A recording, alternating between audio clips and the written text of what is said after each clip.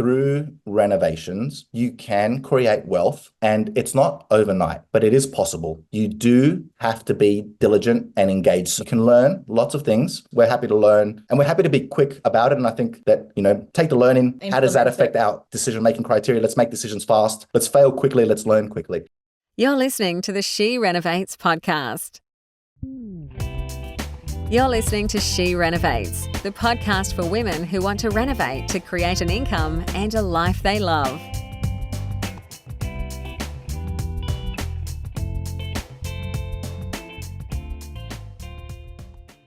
I want to welcome you to Sabina and Andy. They have recently joined our Diamond program and are on a very steep trajectory. But there are a lot of really good lessons in their story, and I want to, share with you what they've been able to achieve so far and where they're going from here, because they're going to be, they are a really great resource for our community, and that will unfold as we go along.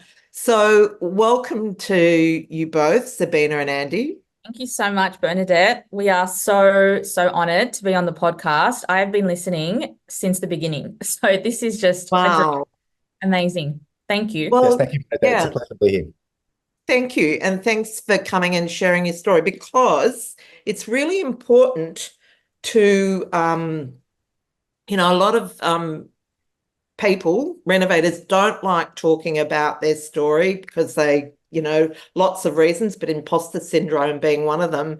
But we really need inspiration. And by sharing your story, you will be inspiring someone else to just step up that bit so that they can make a difference to their lives. So thanks for being generous. Now, what I would like you firstly is to maybe you, Sabina, first, and then Andy, just share, a little bit about yourselves, who you are, what family you have, and what you've been doing up till this point. Yes. So hello, everyone. So I'm Sabina. I'm an interior designer and a mother of 3 little boys. And together with Andy, we have been renovating homes for about 10 years. So we purchased our first home 10 years ago, and our first home purchase was actually an off the plan. We were in our early to mid 20s. Neither Andy or I come from wealth. Both of us were born overseas. We migrated here with our parents, who didn't have very much when they came to Australia, and we both grew up in a rough part of town. And we always wanted to ensure that our children had access to great schools, and we were able to fulfill our dream of moving into our dream suburb. And we knew that we couldn't get there, from where we were to where we are today. There was a journey and there was a process in order to achieve that. And we've always been interested in property. So, when we purchased our first home, we didn't really know all that much about renovating or anything like that. We were both really into property. I was, very creative, even as a child, always dreamed of transforming homes. So, when the opportunity, sort of came up in order to change, because I used to be a teacher. So in order to change careers, I jumped on that.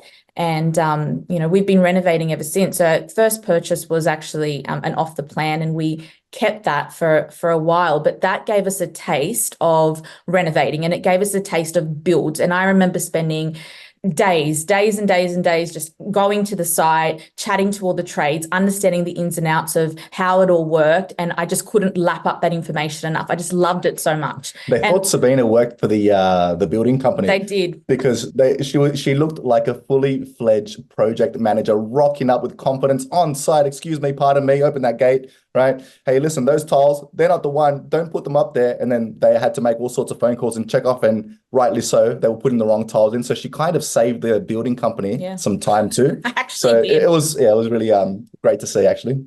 Yeah, so from there, we since our very first purchase, we've gone on to purchase 3 others. So 3 other homes that we have been renovating. We've renovated, we've sold them, and we've actually managed to land in our dream suburb in that time frame, all while either being pregnant or with a newborn in tow. So it's been quite a journey. Yes, and then to flesh that out, so it's with 3 little boys under 5.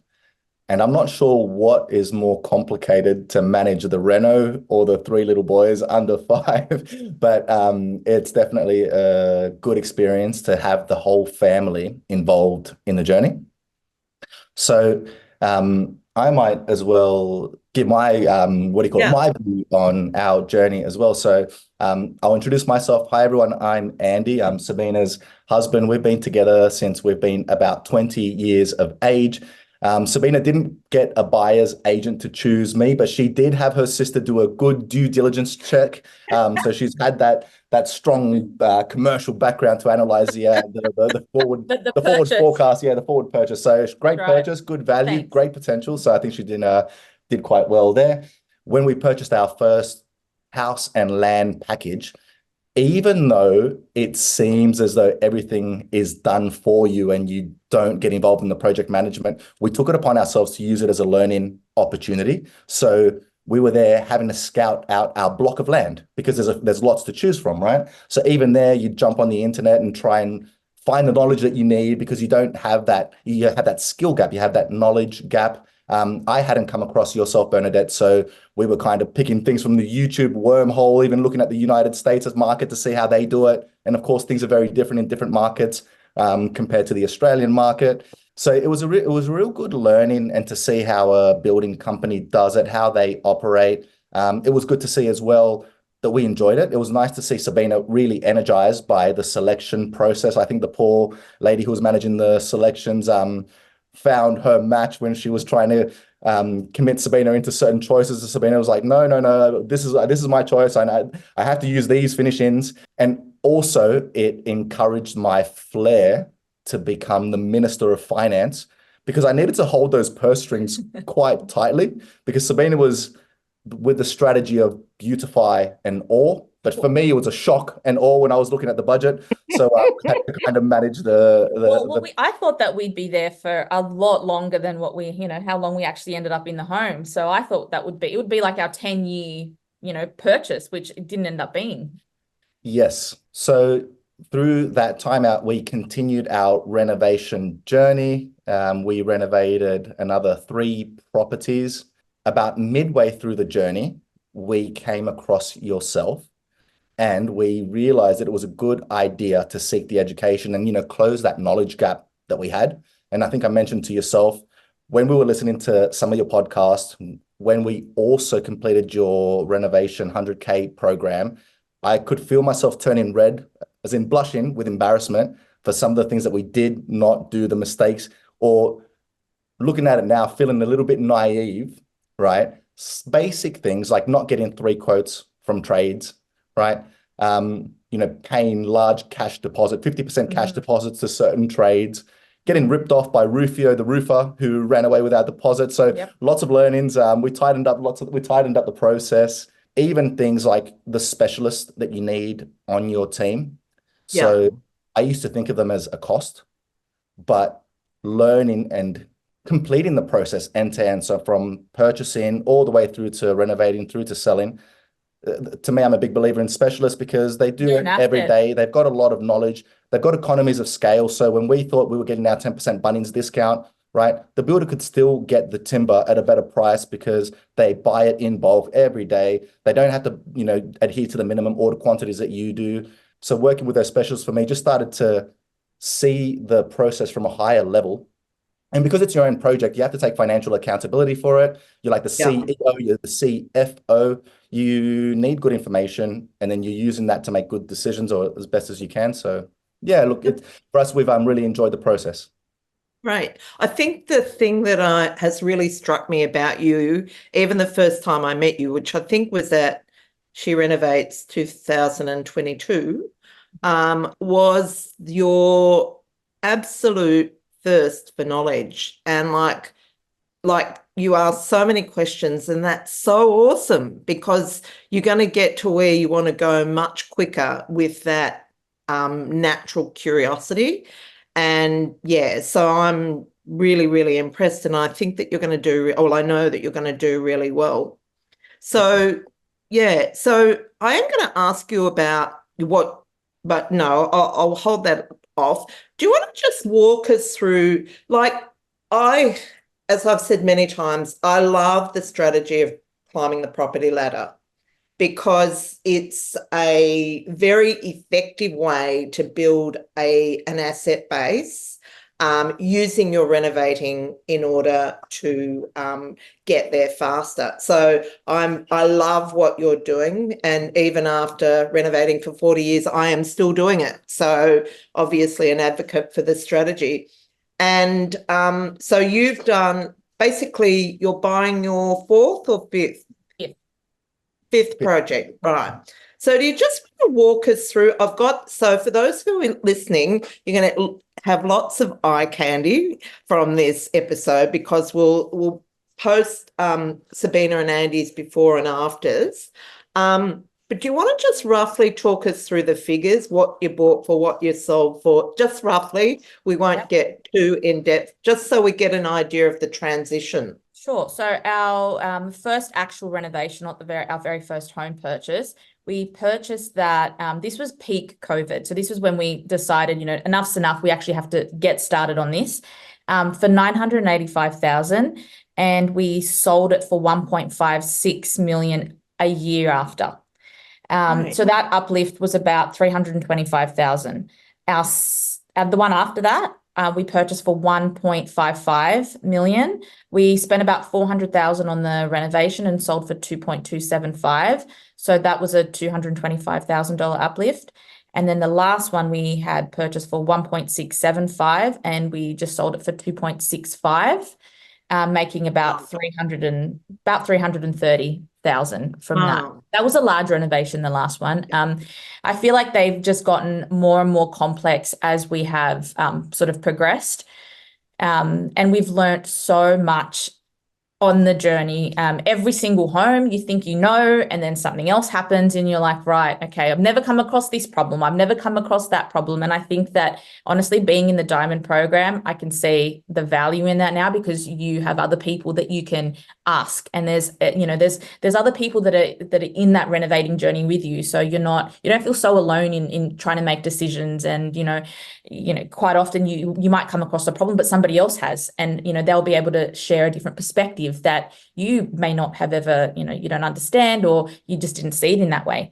So, so we're really excited to be part of the Diamond program too. And what I would just add as well in terms of the results. So this was prior to us committing and jumping into the 100K program. So we started to compare, right, our financials and our spending and, the amount that we would invest into the renovation versus, right, a more rigorous and robust plan that has less risk. So with our, doing a little bit of a reflection at how we've achieved our results, right, we've used the 100K model, but then we've also tweaked a little bit of it, right, to the market. So we've been fortunate in that the markets that we've played in, right, there was that extra ability to skim because they had pockets of, premium markets too, better and best product ranges within those markets. So we were able to do that. But if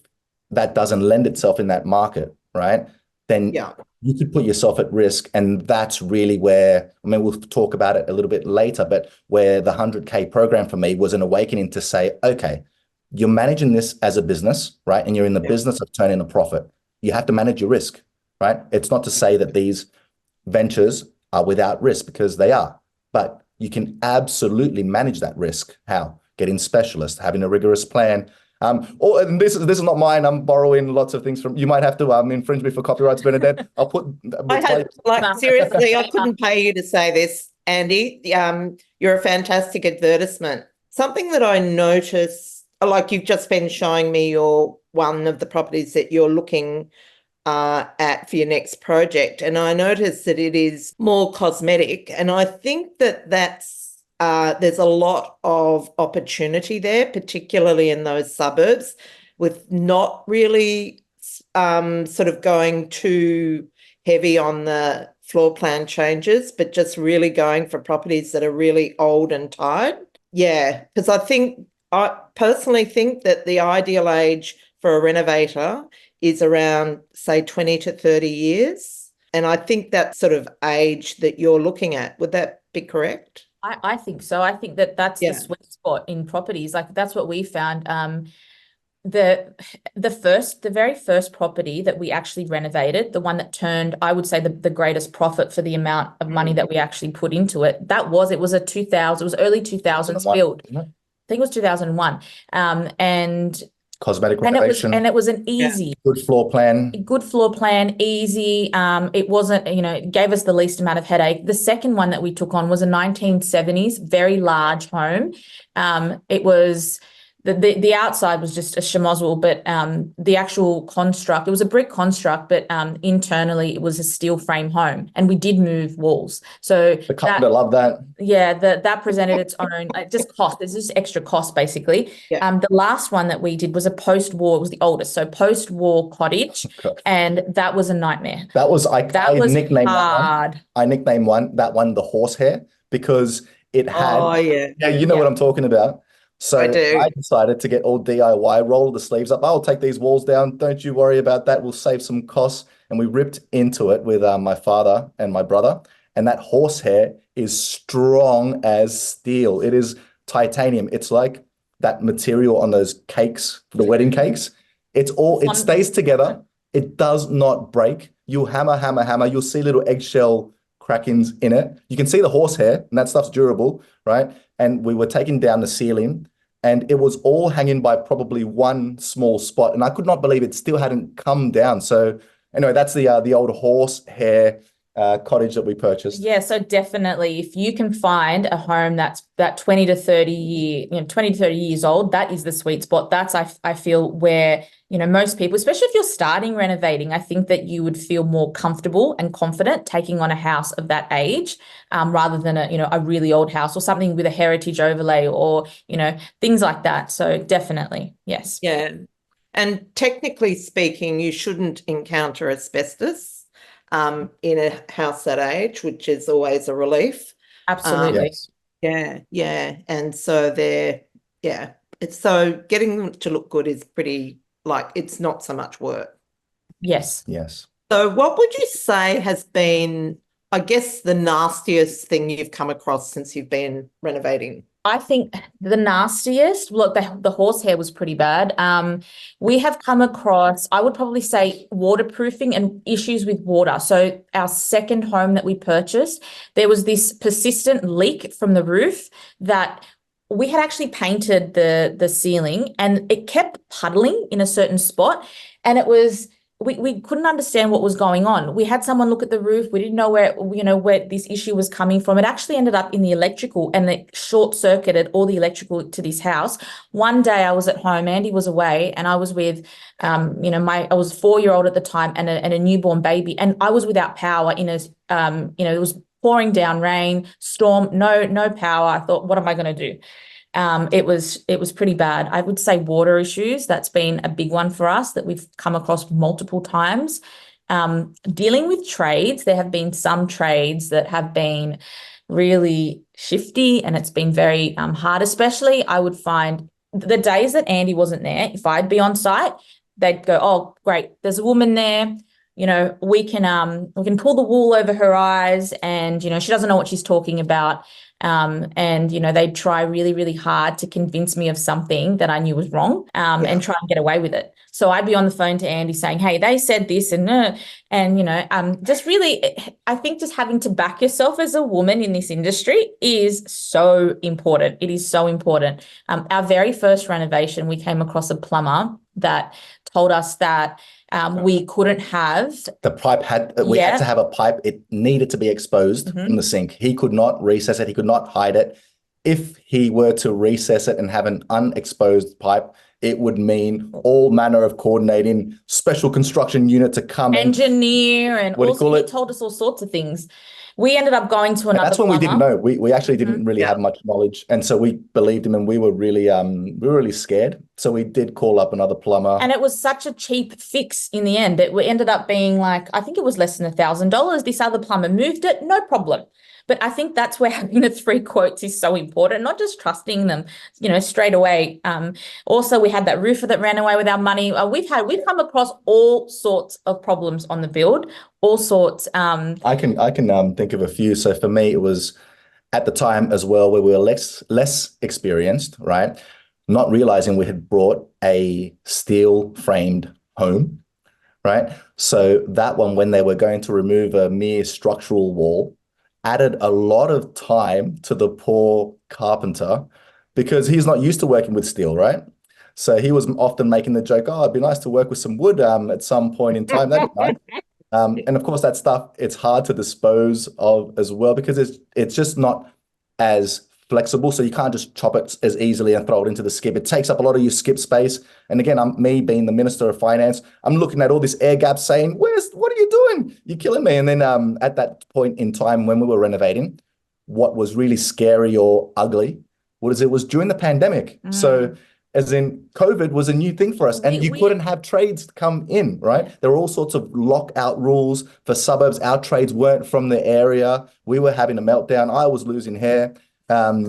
What else has been some craziness as well? He lost his hair now. This is what's happened. Even things being caught off guard with the unplanned. So price of wood skyrocketing. Oh, hey, Andy, I know that beam used to cost 298. Yeah, it's gone up to 570 for one beam, right? And it's like, can we not use a beam? And no, we need a beam. All right, fine.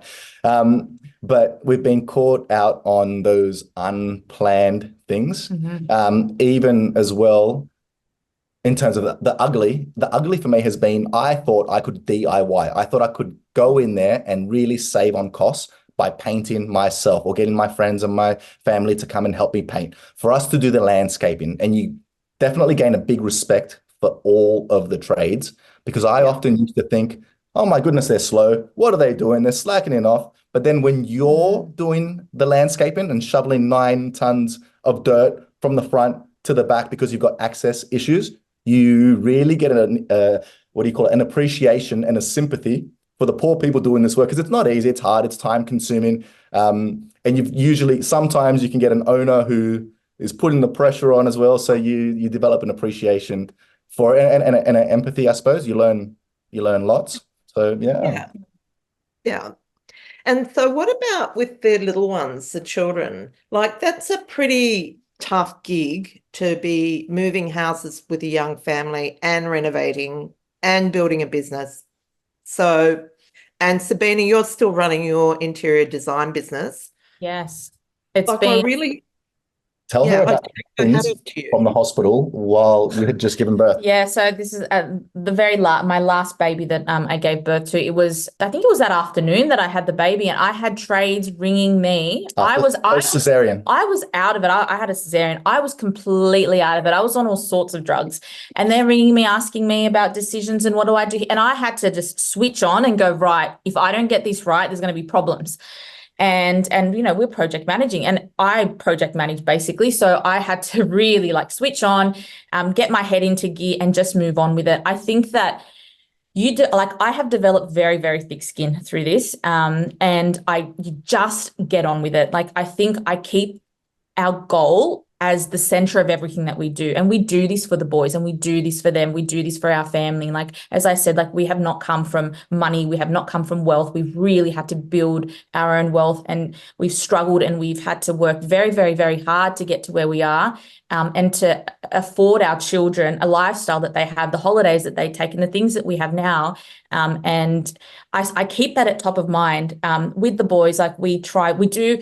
We try and enlist help where we can in terms of grandparents. We'll watch them and so forth. But a lot of it has just been us. And, they've grown up on construction sites, tag teaming, being very, very organized. You have to be so organized in order to do this with children. And taking trying to also fit in some family time where you can, trying to involve the children in some of the decisions, like taking them to the tile shop, getting them to help, which one do you guys think we should pick? And they get excited when they see it all come together, and they're so used to moving. They are so used to it. I feel like they get itchy feet when they're in a home for too long at this point. They've grown up doing this. They know no different. There's so many positives. Yeah, they know a lot of the trades, and it's really funny because to me, as an adult or being involved in it, you know them. You know what a plumber is and what a plumber does. You know what an electrician is and what they do, etc. But to hear it from your 5-year-old that, oh, that's funny, they're doing painting today. but they can't do the plumbing. That's the waterman, right? And it's just hilarious to like watch them speak, and then even their mind, they expect magic. So, hey, Dad, we don't have a pool. Can you get old mate to put a pool in? Yeah, it's like, yeah, sure. Just ask, just ask. Sure thing. And it's just really it's nice to see their imagination, or even sometimes you'll see them. They have a habit of creating artwork out of our material. So they had taken That's very cute. yeah, they'd taken a piece of, what was it, billboard sheeting, and they'd drawn a nice little picture of mom, dad, right, a Oh, soccer ball, and then a few days later it was being used, and I saw it up, and I was like, "Did you have to use that one? That's my child's artwork," just as a joke. But they thought, "Oh yeah, look, it's prime, so perfect position." We put it up there in the bathroom, and all good. But the kids, yeah, we have to keep them away from lots of the materials, lots of the deliveries. One had gotten himself in a situation where he grabbed the sausage of the okay. sticker place. Yeah. Yeah. And it had gotten a little bit of a leak, and it was all over his school shoes, right? He had written off his school shoes within about 2 days of getting them. So we just, what do you call it? Look, a little bit of humor, but also a little bit of understanding that you've got to keep them away from that material, because it's quite, presents a Dangerous. safety risk, right? So there's Yeah. a little bit of extra planning that you've got to think about. Extra caution, yeah. They want to go into the backyard. No, not yet. And not until we've laid down the grass and put a fence, because otherwise you'll fall off the edge. So Yeah. Well, when we were at your stage in life, like we had 3 girls and 1 boy, and David, the girls really weren't that interested, but David was absolutely fascinated. And I remember we had put in the house we were living in, we were putting this new roof on, and Stephen had done the roof frame and the roofers were cladding it. And this day, when he got home from work, we went up the ladder to the roof to see what had happened, and looked around, and David must have been about 3, and there's this little head popping over the side of the veranda. Seriously, I just about died, because he'd followed us up the ladder and was like determined that he was going to go up there too.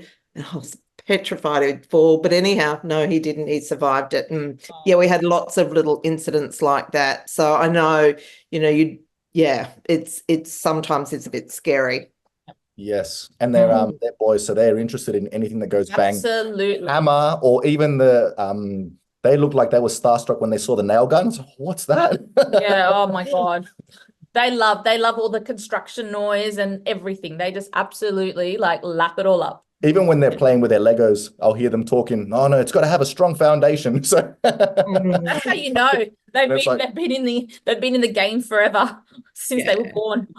Yeah. Well, I must admit, I was criticised in our family because I bought our grandchild a IKEA set, the IKEA drill, because I thought, you don't like that, like he was 5, like don't give him a toy, give him a real one so he can do something with it.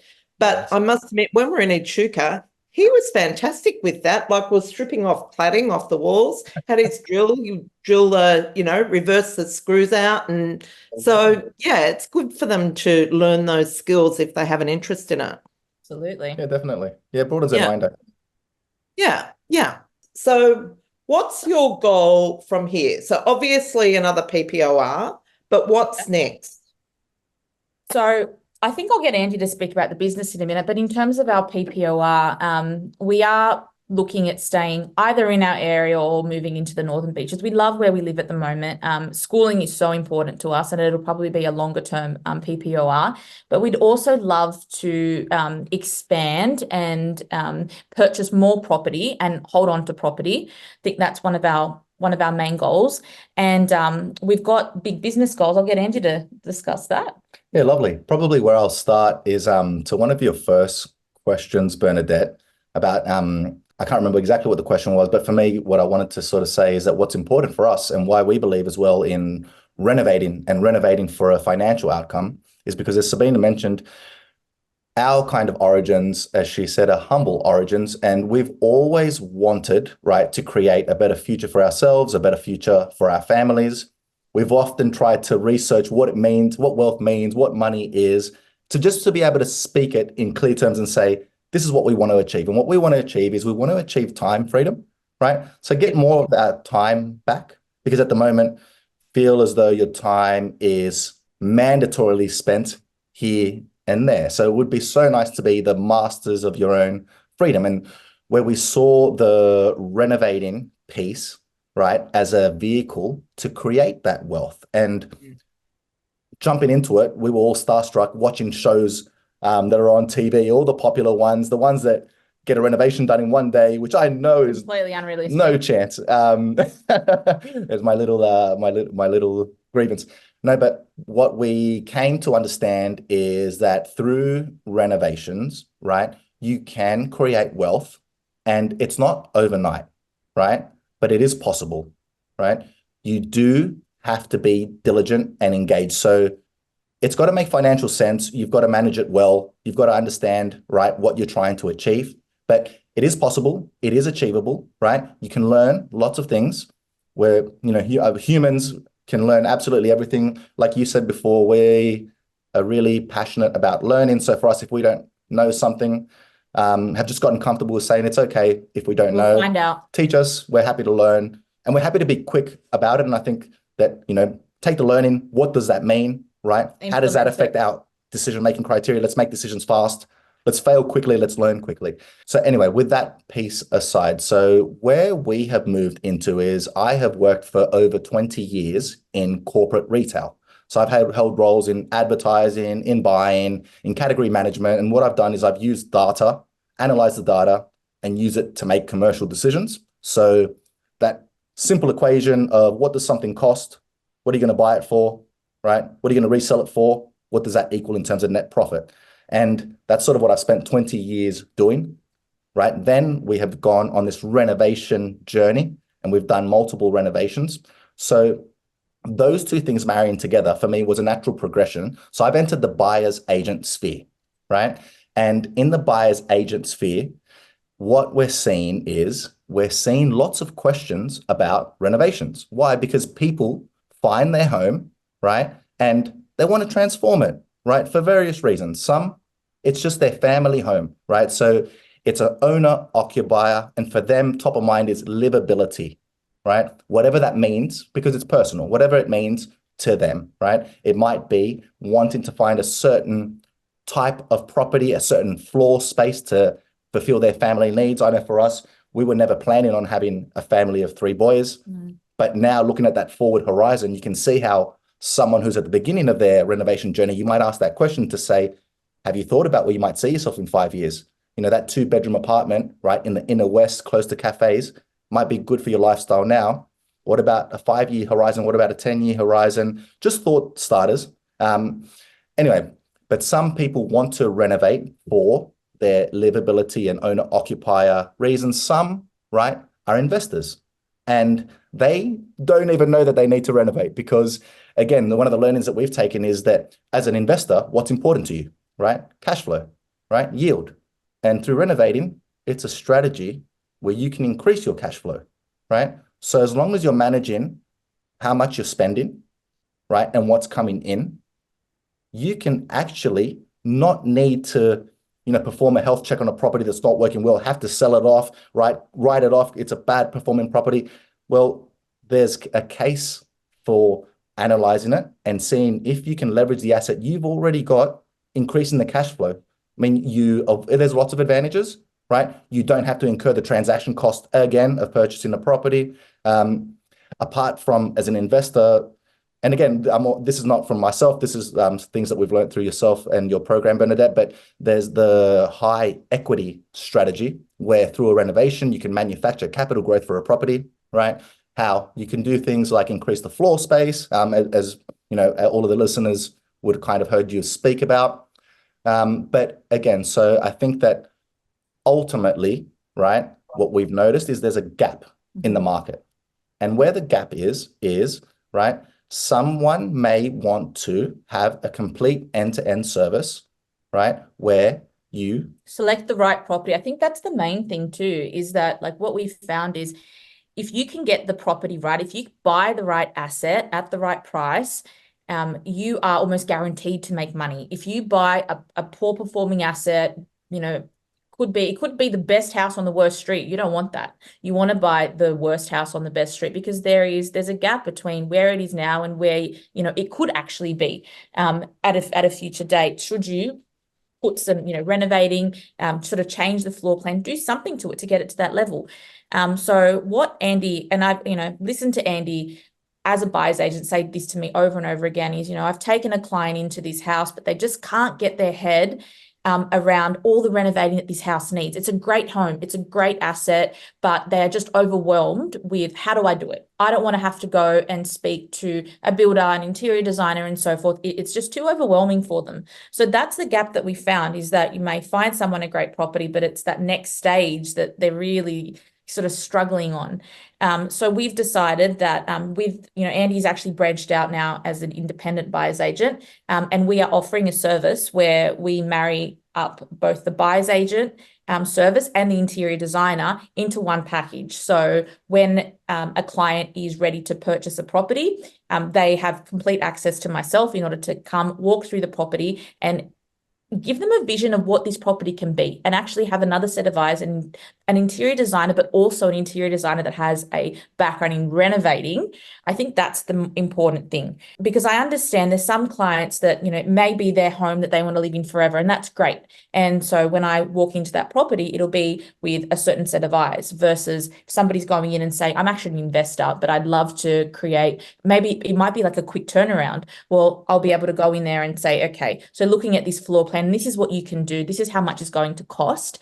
How do you feel about that? Would you like to go ahead with the purchase? And it's a big, big beast, the process, right? Yeah. There's so many people in the industry, right? From agents, selling agents, buying agents, right? Financiers, conveyancing. Again, if you want to renovate, there's builders, there's all the trades that come beneath them, right? Then there's the specialists. You have specialist engineers for structural pieces, right? If you want to project manage on your own, is it a small enough project where you can call in, right, a plumber, right, and a gyprocker and a painter and get it done? And I think the questions that come across when they're for renovators or people who haven't renovated before is, how do I do this? Where do I start? Do I contact a builder? Do I contact an architect? Where does an interior designer fit into this process, right? Who can I call? Who can I call that will turn up? Because there's a labor shortage out there. You may have experienced it as well. And it's not easy as well to get a lot of trades. And sometimes they might give you the go away price, right? So we'll slap this price on. If you really want it, the price is intended to make you go away. But if you really want it, here it is. So I think that in summary, the direction that we want to take in is we want to say, okay, well, how can we help people with the end-to-end process of buying, acquiring, renovating, right? And maybe even if it needs to be sold, as in helping on that selling journey also. So look, a big feat, but I think that because of the renovations that we've undertaken, we feel up to the task and we've learned a lot. So the process is probably important. And once you've done it a few times, you feel, well-versed in the process. And then if you're applying, strong financial rigor behind it to say the goal is to, for example, turn a profit, therefore budget, right, has to be stuck to, you can kind of make good decisions and manage your risk along the way and have really good results. Yeah, look, we love property and we love helping people, both as an interior designer, as a buyer's agent. We love actually helping people achieve wealth through property. And we believe it so strongly because we've experienced it ourselves. And we want to make sure that we help as many people as we can do the same thing in order to actually purchase right and achieve their property goal, whatever that may be, whether it's a PPOR or whether it's an investor looking at flipping, or it could be someone that's an investor looking at holding it for a long term, but wants to actually increase the amount of rent that they can acquire. So, end-to-end service. Yeah. And I know that when we started as well, Bernadette, I wished that we had an army, right, of specialists to take on this war. And so, so to speak, in the analogy, really what we want to try and do is arm people with an army, right, of specialists to help them undertake this task, because it's a big industry, right? There's lots of key partners that you want to have at your disposal. And I think it's really nice to be able to get all of that in one contact rather than you have to engage, for example, with an agent, then have to engage with a builder or an interior designer and an architect. I think it's nice to be able to come to the one-stop shop. I completely agree. And as you know, we work with a few buyer's agents, and the ones that, from my point of view, I think like the best are the ones that will equip the buyer with the team that they need, because geographically, you know, like if you need a town planner or you need an engineer, like you need someone that's specific to that area. So if your buyer's agent is able to supply that connection, it just makes it a whole lot less stressful. So we do, so I just want to get clarity, because a couple of things, because I know that people listening will probably be wondering. So that doesn't mean you only do that full service. You'll still just source the property. Absolutely. If that's what the buyer, is that how it works? Absolutely. Yeah. So absolutely. So we'll still just source the property. If that's all they want, then that's totally okay. For those people that wish to have someone sort of help them in that continuation process, we will also help them with that. So it's providing almost like two services. If they, if they just want just a regular buyer's agent service, we provide that. Also, if they need someone to help them sort of envision what can this property achieve? What will it look like if I do a renovation to it? Or what would that, how can I adjust this floor plan? Then we will be there to provide that service also. Amazing. And have you got a geographical area defined?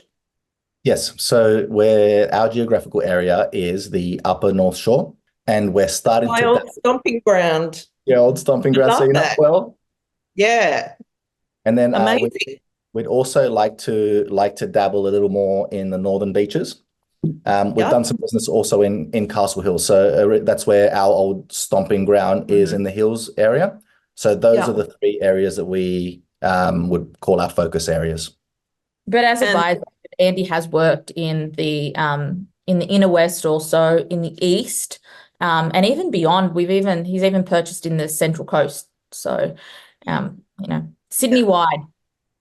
Beautiful. I think that I like your specialty areas because they're great areas for reno profit. Mm-hmm. Yeah, so very lucrative. Yes.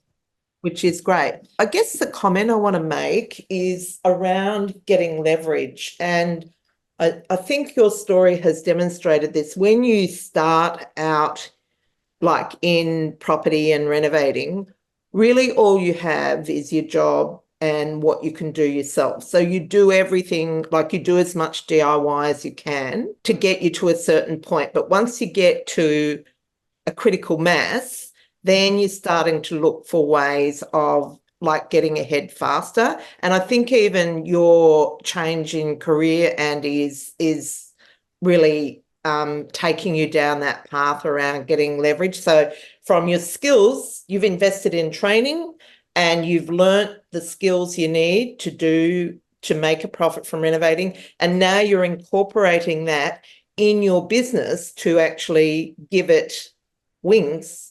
And I think that is really smart. So you're sort of leveraging at every level. Now, your next step, you're going to start buying to hold. So you've got your PPOR pretty much there, pretty much there. And so I love the journey because I think it's a really, really good foundation, for the life that you dream of. And you're doing it with 3 little kids, and you should be very proud of yourselves because a lot of people whinge and complain about, like how difficult life is, bringing up a family. You're getting out there and you're actually doing it and you're making your dreams come true. So I really want to congratulate you on that and say we're very thrilled to be working with you. And the other thing is, so quite a few episodes back, I interviewed Tara, who owns a directory called Dream Home Improvements or something like that. Anyhow, it's a site on the Mornington Peninsula, and she urged me to set up a directory.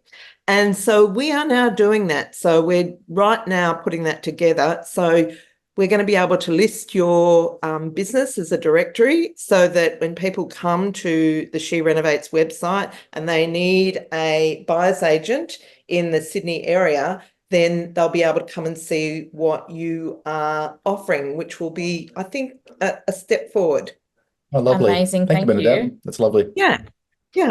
So is there anything else you want to share before we leave? Yeah, I had one story I wanted to share. It's neither here nor there, but I was going to say that in terms of one of the big things, I really like philosophy, right? So one of the big pillars of philosophy is around being able to control that mindset, because the mind chatters. And like to your point, you were saying, you can have a limiting view to say, I can't do this because of X, Y, Z. But you could grab that same thought and say, well, why can you achieve it? I can achieve it because of X, Y, Z, right? You can have a counter argument for every negative argument, right? And one of the cool things for us was working on site together as myself, Sabina, and me, dynamic man and woman dealing with trades, and you get certain reactions from being a man, or you get certain reactions from being a woman, right? Something that worked really well for me was speaking to the trades and telling them, my wife will kill me if you don't finish this in 2 weeks' time, because she's pregnant and she's got 2 kids. The pregnancy card works. All the listeners, don't be put off. It honestly works. You show up to a building site pregnant, and trust me, the trades just have a different appreciation for you. They're like, yeah, we've got to work really hard because she's going to go into labor in a couple of months. This has to be done. You get priority on your projects. Well, that's awesome. It may or may not work, but maybe that's one for the listeners out there. If you can, turn up the family card or the pregnancy card, then go at it and see if it works a treat for you. Yep. Well, unfortunately, that ship sailed for me, but I'm sure I've got plenty of people in the audience that can take advantage of it. So I want to thank you both for being on. It's really lovely to see, how you're developing in your journey, and I'd love to have you back, sometime down the future, and we can assess how things are going and sort of monitor your progress. That would be amazing. Thank you so much, Bernadette. Thank you. You're very welcome. Thank you, Sabina and Andy. This is the She Renovates podcast. To discover how to harness the power of renovating, check out theschoolofrenovating.com.